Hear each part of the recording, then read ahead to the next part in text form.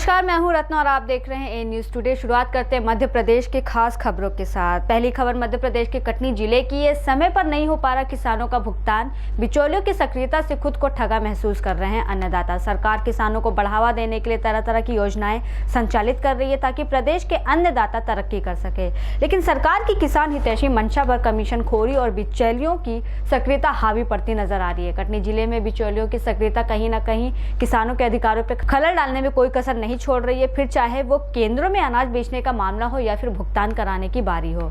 खरीदी केंद्र से लेकर बैंकों तक में कमीशन खोरी किसानों के लिए मुसीबत का सबब बनी हुई है।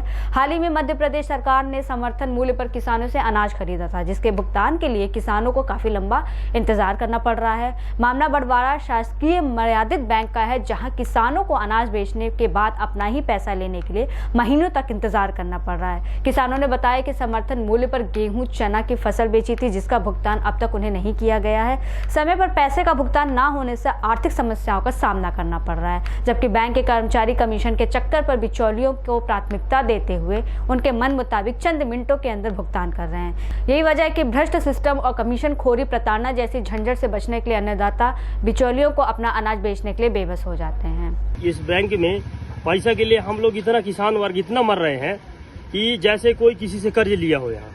यहाँ सीधे बोल देते हैं आज नहीं कल आना, कल नहीं परसों के दिन आना, और परसों नहीं नरसों आना। बताइए हम किसान लोग कहाँ से पैसा पाएंगे? हमको खेती करना है, बीज लेना है, खाद लेना है, आगे की प्रोसेस है, कहाँ से कर पाएंगे? 28 मई से बोल रहा हूँ। 28 मई से मैं 1 लाख रुपये निकाल पाया। अच्छा, कितना लेना है पैसा आपको? अब तो ज्यादा नहीं है, 30 ही है, 32,000 है। अच्छा, काहे का पैसा है ये? गेहूं का है, गेहूं का, और गेहूं का पैसा आज तक नहीं मिल रहा है। क्यों नहीं मिल रहा है? अब हम आते हैं बगैर कहते कि आज नहीं मिला है, आज नहीं, कल मिलेगा। है कल आते हैं तो परसों के दिन कल भी नहीं मिलता, परसों भी रोज डेली आओ, बस वही है।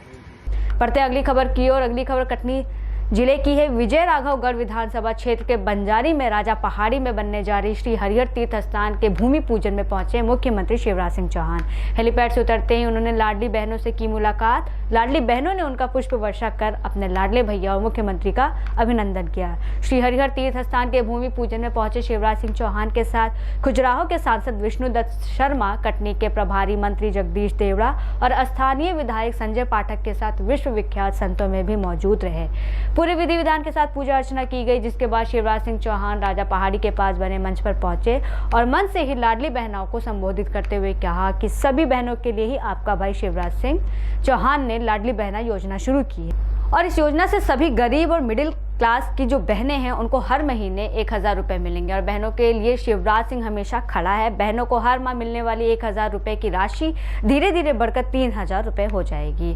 वहीं शिवराज सिंह ने संतों के आग्रह पर अंत में विजय राघवगढ़ के विधायक संजय पाठक के साथ मन से ही राम भजन किया। ए न्यूज़ टुडे से प्रवीण तिवारी की रिपोर्ट। बढ़ते अगली खबर की ओर। भारतीय जनता पार्टी के राष्ट्रीय महासचिव तरुण चुग शिवपुरी पहुंचे। यहां होटल पीएस में व्यापारी सम्मेलन को संबोधित करते हुए राष्ट्रीय महासचिव ने कहा कि हमें गर्व है कि प्रधानमंत्री नरेंद्र मोदी की सरकार ने पिछले 9 वर्ष में गरीब कल्याण के लिए अनेक लाभकारी योजनाएं चलाई। आज देश के अंदर 80 करोड़ भारतीयों के घर कोई भूखा नहीं सोए, इसलिए अनाज दिया जा रहा है। देश के अंदर 10 करोड़ घर ऐसे हैं जहां रसोई गैस पहुंचा है। 11 करोड़ घर ऐसे हैं जहां पीने के लिए शुद्ध पानी है। लोग बाहर से पानी भरकर लाते थे, जिनसे बीमारियां होती थी, लेकिन हमारी सरकार ने लोगों के घर तक पाइपलाइन बिछाकर शुद्ध पानी पीने के लिए उपलब्ध करवाया है। उन्होंने कहा कि प्रधानमंत्री नरेंद्र मोदी ने देश की अर्थव्यवस्था को बेहतर बनाने के लिए लगातार प्रयासरत हैं। पहले देश की अर्थव्यवस्था 11वें नंबर पर हुआ करती थी और आज 5वें नंबर पर है। हमें गर्व है कि विश्व में हमें 5वें नंबर पर पहुंचे हैं और यूरोप ब्रिटेन को पछाड़कर 5वां स्थान पाया है। वहीं राष्ट्रीय महासचिव तरुण चुग ने पत्रकारों के सवालों का जवाब देते हुए कहा कि मध्य प्रदेश में शिवराज सिंह चौहान बहुत अच्छा काम कर रहे हैं और शिवराज सिंह और नरेंद्र मोदी डबल इंजन की सरकार एक बार फिर मध्य प्रदेश में पूर्ण बहुमत से भाजपा की सरकार बनाएगी। इस तरह का लाडली योजना, लाडली बहन के माध्यम से मध्य प्रदेश की बेटी को सम्मान दिया गया। उससे पहले लाडली बिटिया के नाते इस मध्य प्रदेश में डबल इंजन की सरकार भी पावर से काम करती है। मेरा इतना कहना है कि 100 रुपया हम दिल्ली से भेजते थे तो राजीव गांधी जी कहते थे 86 रुपये लुट जाते हैं। हम 100 रुपये दिल्ली से भेजते हैं तो शिवराज जी उसमें 200 रुपये डालकर 20 रुपये डालकर 120 रुपया देते हैं। उदाहरण है, हम 6,000 रुपया किसान सम्मान निधि का भेजते हैं पूरे देश में, यहाँ 10,000 रुपया दिया जाता है।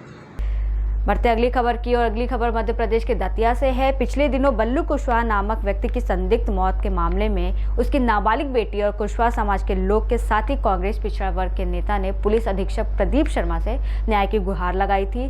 उसके पिता को आरोपी पर्वत कुशवाहा अपने साथियों बिरजू कुशवाहा और कोक सिंह अहिरवार और अन्य साथियों के साथ 3 जून को घर से लेकर गए थे। उसके बाद से बल्लू कुशवाहा का कुछ भी पता नहीं चल रहा था। पिता के भाई प्रिंस और दादा भज्जू कुशवाहा ने जब उन्हें ढूंढने की कोशिश की तो पता चला कि उनकी लाश 2 नंबर स्कूल के पास झाड़ियों में पड़ी हुई है। अपने पिता की संदिग्ध मौत को मृतक के परिजनों ने हत्या बताया है। परिजनों ने नामजद आरोपियों पर बल्लू कुशवाहा की हत्या का आरोप लगाया है। अर्पिता का कहना है कि पिता के पास मेन हाईवे पर कुछ जमीन थी जिस पर कुछ रसूखदार लोगों की नजर थी या दबंग लोग कोई घटना कारित कर सकते थे। इसे लेकर मृतक बल्लू कुशवाहा के पिता भज्जू ने 28 फरवरी को दतिया कलेक्ट्रेट में एक आवेदन भी दिया था। एसपी प्रदीप शर्मा ने बल्लू कुशवाहा के परिजनों को आश्वासन दिया है कि वह 2 दिन के भीतर इस मामले की पड़ताल करवाएंगे और पीएम रिपोर्ट के आधार पर जो भी तथ्य सामने आएंगे उसके हिसाब से वैधानिक कार्रवाई की जाएगी। हमने पापा की रिपोर्ट लिखवाई थी तो पुलिस वालों ने लिखी नहीं है, अभी तक छानबीन नहीं की है कुछ, इसीलिए हम एसपी के पास। क्या हुआ पापा के साथ आपके?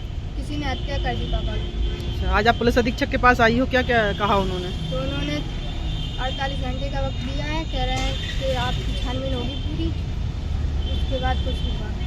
अगली खबर विदिशा से। कोतवाली परिसर में जब्त वाहनों की सोमवार को नीलामी की प्रक्रिया हुई।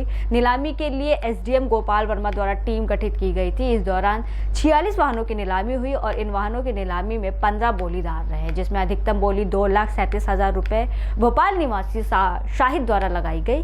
पुलिस ने मिली जानकारी के मुताबिक वरिष्ठ अधिकारियों के निर्देशन में कोतवाली पुलिस द्वारा धारा 25 पुलिस एक्ट में 46 वाहनों की नीलामी की गई है। इस प्रक्रिया के दौरान नायब तहसीलदार अंकिता यदुवंशी, थाना प्रभारी आशुतोष सिंह, प्रधान आरक्षक अनिल पटेरिया, रमेश द्विवेदी, हरवेंद्र सिसोदिया के अलावा पूरी टीम मौजूद रही। इसमें निर्धारित समय पर विधिवत 15 बोलीदार उपस्थित रहे। नीलामी प्रक्रिया में नियम अनुसार 10,000 रुपए जमानत राशि व बोली लगाने हेतु 500 रुपए अग्रिम राशि समिति को जमा की गई। नीलामी कराई गई। जब सुधा जो पुलिस एक्ट के वाहन थे उनकी 46 वाहनों की नीलामी कराई गई थी, जिसमें 15 को नीलामी कर्ताओं ने भाग लिया, जिसमें उच्चतम राशि 2,37,000 रुपये श्री साईं अहमद भोपाल के द्वारा लगाई गई। वो सफल बोली करता वो पाए गए और 2,37,000 रुपये का सफल बोली करता पाए गए और कुल 46 वाहनों का नीलामी की गई है श्रीमान जी के निर्देशन में। अगली खबर पुलिस अधीक्षक प्रदीप शर्मा के निर्देश पर वाहन चोर गिरोह का सदस्य गिरफ्तार। उन्नाव थाना प्रभारी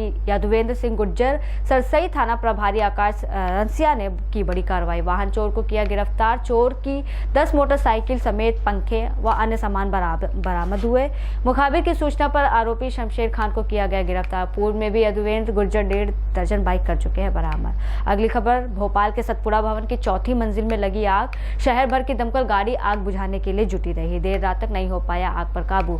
5 घंटे बाद सतपुड़ा भवन में लगी भीषण आग को बुझाने के लिए सेना ने संभाली कमान। रात 1 बजे बुझ पाई आग। मुख्यमंत्री शिवराज सिंह चौहान ने रक्षा मंत्री राजनाथ सिंह से बात कर आग बुझाने के लिए एयरफोर्स की मदद मांगी। रक्षा मंत्री ने एयरफोर्स को निर्देशित किया। निर्देश पर रात AN-32 विमान और MI-15 हेलीकॉप्टर भोपाल पहुंचे। AN-52 और MI-15 बकेट के द्वारा सतपुड़ा भवन में ऊपर से पानी डालकर आग बुझाने का प्रयास किया गया। रात भर एयरपोर्ट खुला रहा। इसके बाद मुख्यमंत्री शिवराज सिंह ने 4 सदस्यीय कमेटी बनाई जो अग्निकांड की जांच कर सरकार को अपनी रिपोर्ट सौंपेगी। साथ ही कांग्रेस ने इस अग्निकांड पर कई सवाल खड़े किए हैं। ये एक और भ्रष्टाचार का उदाहरण है। ये क्या आग लगी या आग लगाई गई? प्रश्न ये है किस तरह 12,000 फाइल, अभी तक तो बोला है कि 12,000 फाइलें जली हैं, पता नहीं कितने हज़ारों फाइल जली हैं। उसका क्या लक्ष्य था, क्या उद्देश्य था? ये एक बहुत बड़ा भ्रष्टाचार का मामला है और इसमें पूरी जांच होनी चाहिए। स्वतंत्र एजेंसी से जांच होनी चाहिए। कई स्थान पर हार्ड डिस्क में, पेन ड्राइव में, चिपों के अंदर फाइलें रहती है। मेहनत लगेगी पर सभी क्रिएट हो जाएंगी। एक बात। दूसरी बात जो है उसकी उच्च स्तरीय जांच की जा रही है और 3 दिन के अंदर इस उच्च स्तरीय जांच की रिपोर्ट आ जाएगी। प्रियंका जी ने कहा ये 50% कमीशन देने वाली सरकार ने उसके एविडेंस को जला दिया। सतपुड़ा भवन में पहली बार आग नहीं लगी। इससे पहले 2018 में सितंबर में लगी थी, तब सरकार जाने वाली थी और हमारी सरकार बनी थी। उसके पहले भी इन्होंने आग लगाई थी। अब जितने एग्जैक्ट पोल है वो आ रहे हैं और ये कह रहे हैं कि कांग्रेस की सरकार बनने वाली है, फिर आग लगा दी। ये आग 50% कमीशन के एविडेंस को मिटाने की आग है। ये भी एक घोटाला है। हमारी सरकार आएगी तो इसकी जांच करेगी। फिलहाल के लिए इतना ही। ऐसी ही तमाम बड़ी खबरों के लिए देखते रहिए ए न्यूज़ टुडे।